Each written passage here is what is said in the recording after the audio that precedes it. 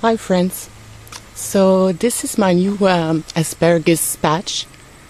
It was 10 bare root Jersey giants that we planted in early spring. We topped it with 6 inches of soil and good compost the first week, and the second week we topped it again. So they're about 12 inches deep, and they all came up.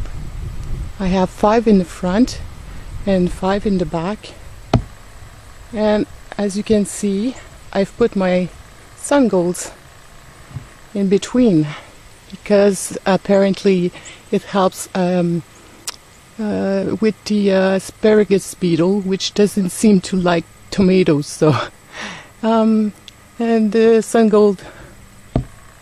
golds are doing great. A bit of early blight, but it's okay. I think they will manage. I've treated them with milk, a cup of milk with 9 cups of water, and I've cut the lower branches, and the top seems to be fine.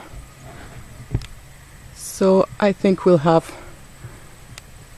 they'll be okay for the rest of the season. If we can get a little bit less rain, it would be even better. And over here I have my big teepee. It's pretty tall. Anyway, I left it there because, well, it was for my beans last year. And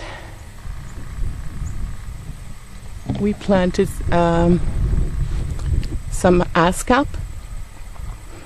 This one is borealis, and I have a little tundra in the back right there.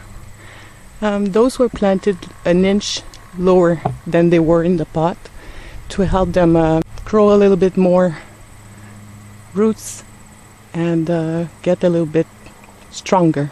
Those two are from the same lineage, so I'll have to find a good pollinator for them probably next spring. I want one that doesn't grow too tall because I don't want to shadow the asparagus, so I'll be looking.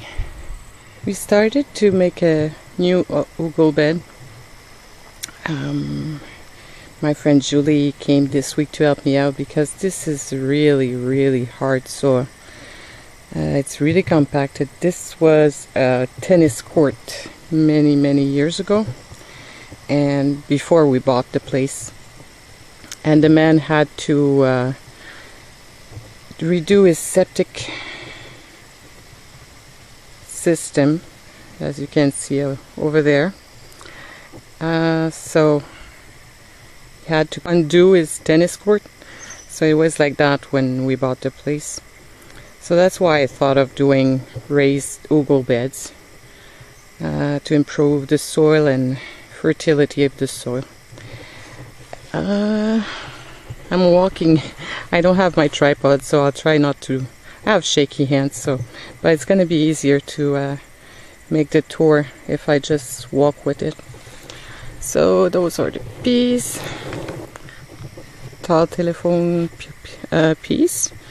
They are slightly yellowing now, so I'm leaving the rest of the pods to dry for next year's crop.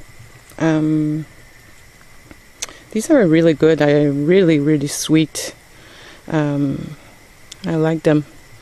Thanks, Dale. I have a little zucchini in the back there.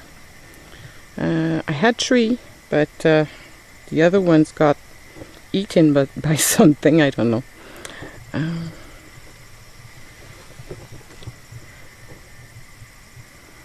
I sowed some radishes instead over here.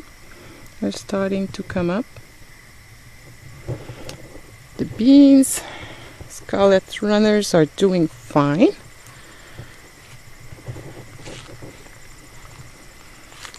We started to eat some since a week now, a week and a half.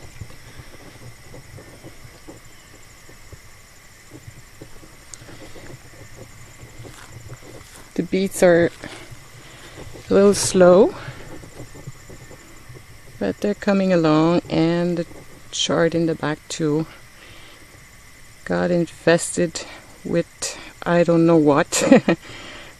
Probably flea beetle, because there's little holes and flea beetles are hard to see, so that's probably because I didn't see anything else.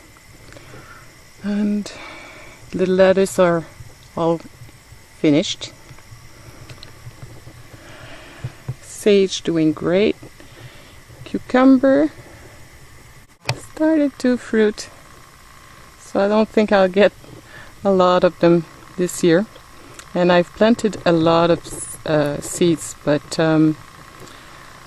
I bought seeds from 4 companies this year, and one of them had a very, very low germination. Sorry. I planted on 12 seeds, 2 came up, so that's really, really bad. Same thing with his carrots and quite a few things. Anyway, some onions here, and again some, can you see that in the back?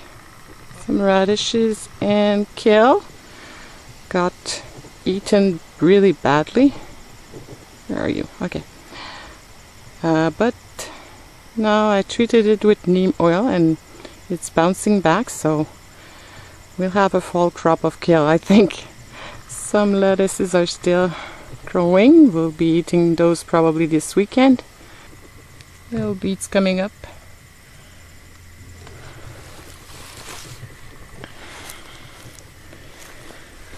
Well, there was lettuce here and we eaten almost all of it.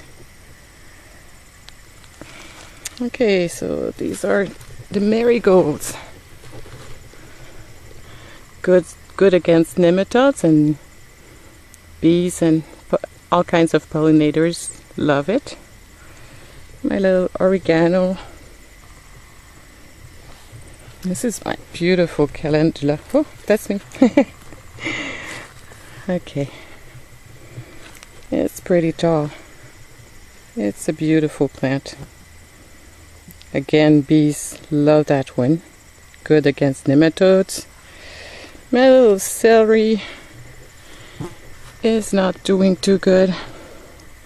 But this is the celery. I took the celery heart and rooted it in water. So it's not too bad. I did harvest some leaves and to put in soup. I have a little Thai basil there. I just moved it because it was crowded by the tomatoes. So I just moved it this week over there. Hopefully it's gonna grow better. And that's the dill. Just harvested to make my dill pickles. The tomatoes. These are mortgage lifters, and they're starting to color a little bit.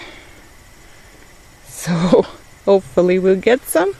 I think I'm saying hopefully a lot, but I'm really hopeful. This has been a very difficult year. Parsley. Well, this is the second year it happens. I buy parsley at a local little farm and they sell me a 2-year parsley because it's going to seed, and being a biannual, yeah. So next year I'll collect some seeds and I'll propagate myself. So again, these are Amish base, and we have some blushing here. Yay! Finally. So basil, been harvesting quite a lot. Lemon thyme is doing fine. The potatoes, well, I'm not quite sure. I think we had too much rain because I harvested one of them and I had 4 little tiny potatoes in the whole thing. So I leave these. We never know, but that was a very good year for them. This is my winter squash. Where can I get? It's huge. This one really liked the tires. And it's setting little fruits. Well, I have some female flowers right here. So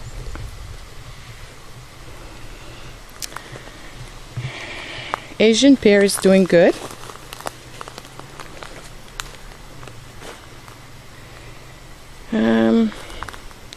I've put a rhubarb right here, and it's not doing too good, but I'll give it a lot of compost. I did give it compost when I planted it, but I'll do it again this fall. And hopefully it's a Canada red, so this kind is supposed to stay red when you cook with it, which I find lovely, because when it turns all this weird green, I'm not too fond of it. The strawberries are doing okay. Apricot is just beautiful. And the chive, I don't know if you can see or not. It's doing okay too. I lost my lupins here. So I'll think of something else for next year. I don't know what happened with those. The other ones did fine on the other side, but those were, I don't know what happened. They didn't like it there, so I'll think of something else. Maybe some kind of beans or something for next year for fixing nitrogen over here.